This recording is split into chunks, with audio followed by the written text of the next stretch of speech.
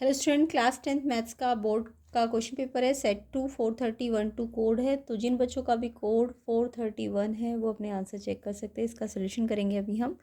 तो सेट 1 2 3 में कुछ क्वेश्चन कॉमन ही है, तो आप चेक कर लेना। तो चलिए स्टार्ट करते हैं सेट 2 का सोल्यूशन। एग्ज़ाम कैसा गया कमेंट कीजिएगा। तो ये आज का क्वेश्चन पेपर है मैथ्स का, जो आज हुआ है। तो चलिए स्टार्ट करते हैं इसके सेक्शन ए के 1 to 20 multiple choice question. First question देखिए, which of the following equation quadratic equation है। तो यहाँ पे y+1 का होल स्क्वायर जब आप खोलोगे तो इसमें a+b का होल स्क्वायर की आइडेंटिटी लगेगी, तो वाई स्क्वायर आएगा ना, वाई का स्क्वायर। तो वाई स्क्वायर है, इधर नहीं है, तो वाई स्क्वायर तो बचा है ना, तो वाई स्क्वायर क्वाड्रेटिक में होना ज़रूरी है। तो यस, इसमें है वाई स्क्वायर, इसलिए ये तो है क्वाड्रेटिक। इसमें देखो, जब आइडेंटिटी खोलोगे तो वाई का स्क्वायर आएगा ना, a-b का होल स्क्वायर से वाई का स्क्वायर आएगा, और वाई का स्क्वायर यहाँ भी है तो सेम है, लाइक वाई स्क्वायर यहाँ भी आएगा, यहाँ भी आएगा, तो कैंसिल हो जाएगा वाई स्क्वायर। तो वाई स्क्वायर नहीं है, तो क्वाड्रेटिक नहीं है ये वाला। नेक्स्ट, y+1 का होल क्यूब की जब आप आइडेंटिटी खोलोगे तो वाई क्यूब फिर आएगा आपका 1 का क्यूब, फिर आएगा 3y²। सेम ऐसे यहाँ पे भी खोलो आइडेंटिटी, तो y³ + 1 -1 का क्यूब यानी 1 आएगा, और -3y² आएगा, है ना। तो यहाँ -3y² आ रहा है, जबकि यहाँ +3y² आ रहा है, तो वो कैंसिल नहीं हो रहा वाई स्क्वायर। y³ तो कैंसिल हो गया, बट -3y² और +3y² कैंसिल नहीं होगा। इट मीन्स वाई स्क्वायर बचा रहेगा। तो इट मीन्स ये भी आपका क्वाड्रेटिक है। इसमें वाई स्क्वायर आएगा ही नहीं, तो इट मीन्स ये नहीं है क्वाड्रेटिक। तो क्वाड्रेटिक आपका Q2 और Q3 है। Q2 Q3 आपका है, सॉरी, Q1 और Q3। तो Q1 Q3 डी ऑप्शन है इसका आंसर। तो डी ऑप्शन जिस जिस बच्चे ने करेक्ट किया है उनका आंसर करेक्ट है। तो फर्स्ट का आंसर क्या आएगा, क्वेश्चन 1 का डी, Q1 Q3। तो ये जिन जिन बच्चों का है बिल्कुल करेक्ट है। ये क्वाड्रेटिक इक्वेशंस है, क्योंकि इनमें y जो है स्क्वायर फॉर्म में बचेगा, कटेगा नहीं, कैंसिल नहीं होएगा। तो जिसमें भी वाई स्क्वायर होगा, यानी वाई का कोई भी वेरिएबल का स्क्वायर बचेगा, तो वो क्वाड्रेटिक होती है। डी ऑप्शन आंसर है। नेक्स्ट क्वेश्चन पे आते हैं। नेक्स्ट क्वेश्चन है आपका, the discriminant of the quadratic equation ax² + x + a = 0। Discriminant निकालना था इसमें। तो डिस्क्रिमिनेंट निकालना तो आता ही होगा, d = b² - 4ac। यहाँ यहाँ अगर मैं इससे कंपेयर करूँ ax² bx + c से, तो a आपका a ही है, बट b आपका 1 है और c आपका a है। तो इसमें जब आप वैल्यूज़ लगाओगे तो ये 1 - 4a² आएगा। ऑप्शन बी इसका आंसर हो जाएगा। तो किस किस का आंसर ऑप्शन बी है, बिल्कुल करेक्ट आंसर है क्वेश्चन 2 का। नेक्स्ट क्वेश्चन पे आते हैं। अदर कोड्स के सोल्यूशन भी मिल जाएंगे, प्लेलिस्ट को चेक कर लेना, लिंक डिस्क्रिप्शन में है, ठीक है। नेक्स्ट क्वेश्चन देखो, the end point of diameter A B, A और बी एंड पॉइंट है डायमीटर के, और आपको लेंथ निकालनी है डायमीटर की, यानी डिस्टेंस फॉर्मूला लगाना है। तो ए और बी कोऑर्डिनेट गिवन है, आपको डिस्टेंस फॉर्मूला आता होगा। x2 में से x1 माइनस करके उसका स्क्वायर, y2 में से y1 माइनस करके उसका स्क्वायर, और फिर रूट। तो x1 x2 ये है, 4 - 0 का स्क्वायर, 0 माइनस है तो ये माइनस, 0 माइनस और यहाँ भी माइनस, तो प्लस हो जाएगा। 4 का स्क्वायर 16, 4 का स्क्वायर 16, 16 16 32, √32 ही आंसर में है, ऑप्शन डी। तो ऑप्शन डी करेक्ट है थर्ड का आंसर। थर्ड का आंसर क्या है, ऑप्शन डी, ठीक है, √32। नेक्स्ट क्वेश्चन है, A O B C O D के सिमिलर है, ए ओ बी और सी ओ डी। तो अगर ये सिमिलर है तो कौन से, ये तो साइड है ना सारी, तो साइड्स के प्रोपोर्शन आप पहले निकाल के देखो, फिर देखना कौन सा आंसर मैच कर रहा है। तो अगर ए ओ बी और सी ओ डी सिमिलर है तो प्रोपोर्शन क्या बनेगा, ए ओ यानी स्टार्टिंग दो वर्टेक्स के साथ प्रोपोर्शन मिलो, फिर ओ बी यानी दो लास्ट वाले लो, ओ बी का ओ डी के साथ प्रोपोर्शन बनेगा, और ए बी यानी सी डी, ए बी का सी डी के साथ। अब देखो, ए ओ के साथ ओ डी आना चाहिए था, अगर इस वाले को देखोगे तो ए ओ के साथ ओ डी है किसी में, ए ओ के साथ ओ डी किसी में भी नहीं है। तो यानी कि ए ओ को इस वाले के साथ तो नहीं बनाना, इसको इसके साथ बना के देखो। तो ए ओ ओ सी और ए बी सी डी का प्रोपोर्शन बना के देखो मल्टीप्लाई में। तो ए ओ के साथ तो सी डी आ जाएगा क्रॉस मल्टीप्लाई, और ओ सी के साथ ए बी आ जाएगा। ये बी ऑप्शन में मैच कर रहा है, तो ऑप्शन बी आपका आंसर है। ऑप्शन बी करेक्ट आंसर है, ठीक है। नेक्स्ट क्वेश्चन देखो। नेक्स्ट क्वेश्चन में आपको ई ए एस आर के पैरेलल दिए, तो बी पी टी लगा दो तो पी ई निकल जाएगी।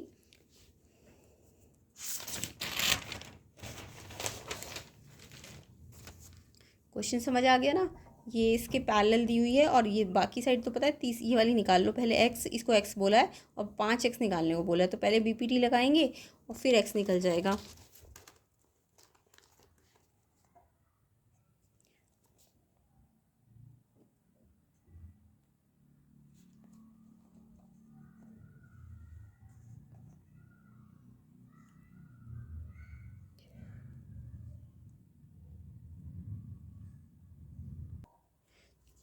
तो ईपी आपको एक्स गिवन है और ये 1.8, ये 2, ये 1.5। अगर ये पैरेलल है इसके, ये एस आर के, ठीक है, तो ये अपॉन ये पीपीटी में क्या है, ये अपॉन ये अपॉन ये, तो x upon 1.8, 2 upon 1.5, cross multiply करो, ये इससे मल्टीप्लाई होकर यहाँ, ये इससे मल्टीप्लाई होकर यहाँ, एक्स निकालना है तो ये 1.5 डिवाइड में चला जाएगा, फिर डेसिमल से डेसिमल कट गया, 3 5 जा 3 6 जा 6 2 12/5।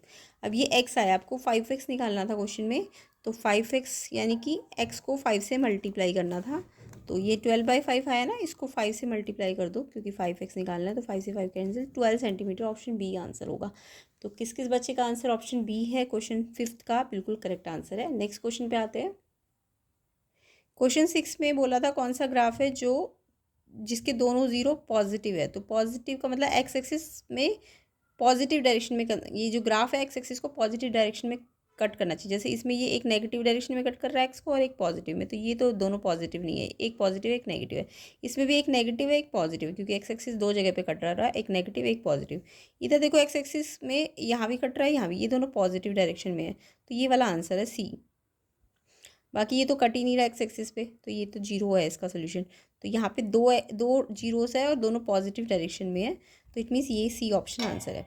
नेक्स्ट क्वेश्चन 7 देखो, the system of equation x = 2 x = 3। तो जब दोनों इक्वेशन x में दी होती है ना तो पैरेलल लाइंस होती है, जब दोनों x में होती है तो पैरेलल लाइन होती है, और पैरेलल लाइन होती है तो नो सोल्यूशन होता है, सी ऑप्शन।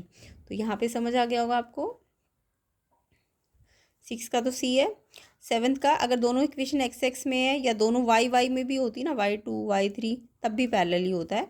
बट अगर एक x में होती और एक y में होती तब इंटरसेक्टिंग होता है। कौन सा होता है, इंटरसेक्टिंग, ठीक है, तब आपके यूनिक सोल्यूशन होते।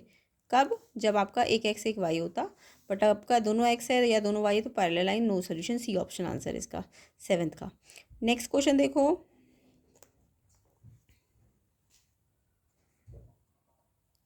नेक्स्ट क्वेश्चन है, if the numbers 2p + 1 3p + 2 4p + 3 are in AP, common difference निकालना है। तो तीनों नंबर्स AP में है और कॉमन डिफरेंस का D का फॉर्मूला होता है A2 - A1, तो A2 - A1 का फॉर्मूला लगाना है आपको।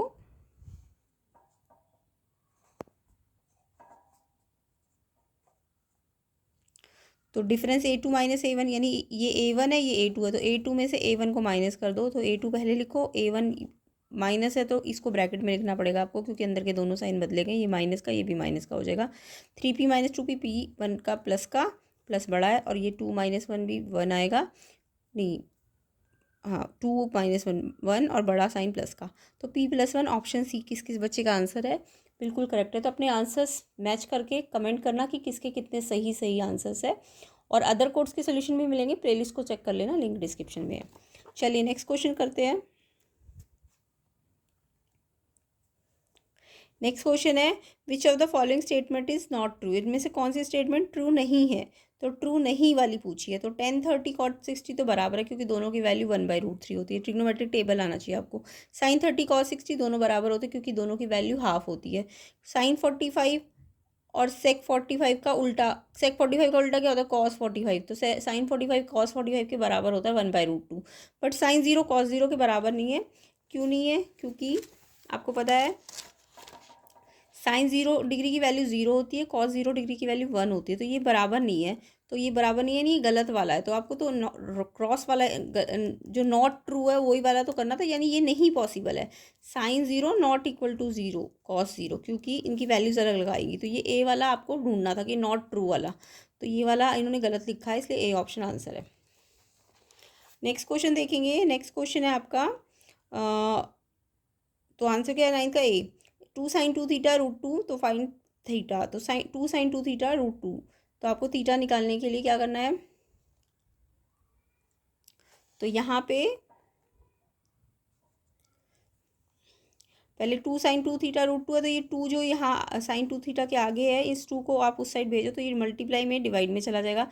अब ये √2 है और ये 2 है, 2 का मतलब √2 स्क्वायर होता है, ये सबको पता है ना, और ऊपर एक √2 है, तो एक √2 कट जाएगा, 1/√2 बचेगा। अब ये 1/√2 यहाँ साइन थीटा है ना, ये थीटा है पूरा, तो ये साइन थीटा है, तो इसे भी साइन थीटा में बदलो, साइन 45 होता है 1/√2। 1/√2 कब होता है, जब साइन 45 होता है। अब ये साइन थीटा, ये भी साइन थीटा, तो ये जो पूरा थीटा इस थीटा के बराबर है, यानी 2 थीटा 45 के बराबर हो जाएगा, और तो थीटा निकालना है तो 2 से, ये 2 थीटा 45 है तो थीटा निकालेंगे तो 2 से डिवाइड हो जाएगा, तो 22.5 डी ऑप्शन इसका आंसर है। तो आंसर क्या है 22.5 यानी 22.5 डिग्री जो है इसका डी ऑप्शन वो आंसर है। नेक्स्ट क्वेश्चन देखो, in the adjoining figure angle of elevation of point C from B से पूछा है, फ्रॉम बी बोला तो बी से कितना एलिवेशन एंगल बनेगा, यानी ये बी वाला एंगल निकालना है आपको।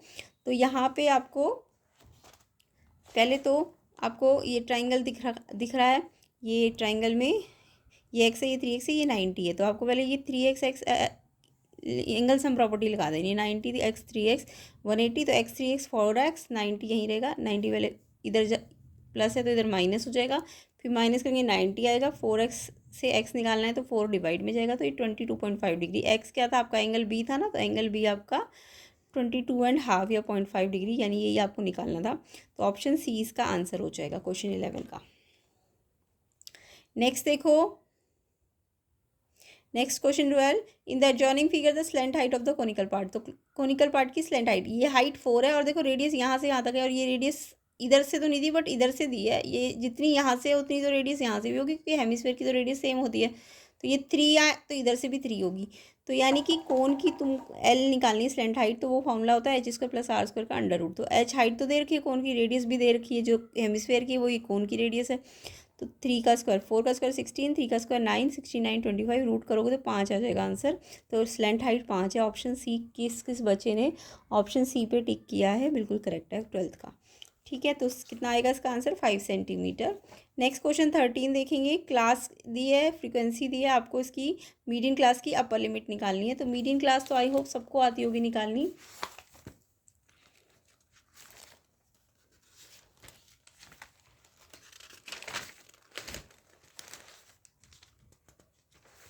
देखो मीडियन क्लास के लिए हमें करना क्या होता है, ये जो क्लास इंटरवल्स दी होती है, ये फ्रीक्वेंसी दी है, तो आपको पहले क्यूमुलेटिव फ्रीक्वेंसी निकालनी होगी। पहले 3 लिखो, फिर 3 में ये 5 प्लस कर दो 8, फिर 8 में 7 प्लस कर दो 15, 15 9 24 24 11 फिर 35। तो ये 35 इस फ्रीक्वेंसीज का टोटल है। फिर आपको इस 35 का आधा करना होता है, और ये आया 17.5। इसको आपको CF वाली लाइन पे चेक करना होता है।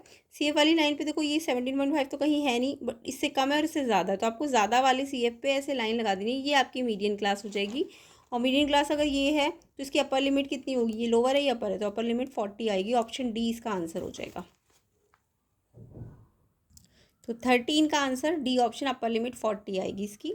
14 देखिए, mode equal to 3 median minus 2 mean. Mode आपको 4 गिवन था, मीन आपको निकालना था, मीडियन 5 दी थी, तो इस फॉर्मूले में मॉड की वैल्यू रख दी, मीडियन की रख दी। अब मीन निकालना है, तो ये 2 मीन यहाँ माइनस में है ना, तो इस साइड लाओ प्लस में हो जाएगा। तो ये इधर आया तो ये तो यहीं रहेगा, 3 5 15, ये यहाँ आ जाएगा तो माइनस में हो जाएगा। 15 - 4 कितना हो जाएगा 11, और मीन निकालना है तो 2 से यहाँ मल्टीप्लाई है तो यहाँ डिवाइड, 11/2, 11/2 ऑप्शन सी इसका आंसर है। मीन कितना आएगा क्वेश्चन में, मीन आएगा आपका 11/2, सी ऑप्शन।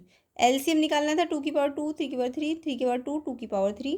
तो एलसीएम में तो आई होप सबको पता होगा, एलसीएम में जब भी प्राइम फैक्टर्स दिए होते हैं तो आप एलसीएम में क्या लोगे, हाईएस्ट पावर लोगे किसी भी प्राइम फैक्टर की। तो 2 और 2 में हाईएस्ट पावर 2 है कि 3 है, 2 की पावर 3 बड़ी है, तो ये 2 की पावर 3 लेंगे। सेम ऐसे 3 की 2 और 3 की 3 में 3 की पावर 3 बड़ी है, तो हाईएस्ट पावर लेनी चाहिए, तो 2 की पावर 3, 3 की पावर 3, ऑप्शन सी इसका आंसर हो जाएगा। ठीक है, सिंपल ही क्वेश्चन था। नेक्स्ट था प्रोबेबिलिटी निकालनी थी आपको। बोला है कि एक लेटर सेलेक्ट करना है फरवरी से, और प्रॉपर्टी पूछी है कि वॉवल होना चाहिए। वॉवल 5 होते हैं, AEIOU, AEIOU 5 वॉवल होते हैं। तो आपको फरवरी में देखना था वॉवल कितने हैं। तो देखो फरवरी में अगर मैं वॉवल देखूँ तो E है, U है और A है, 5 वॉवल होते हैं ना, AEIOU। तो 5 में से 3 है इसमें, तो 3 वॉवल है, और टोटल लेटर कितने, 1 2 3 4 5 6 7 8, टोटल लेटर 8 है, तो 3/8 इसकी प्रॉपर्टी है, सी ऑप्शन। तो सी ऑप्शन 16 का आंसर हो जाएगा।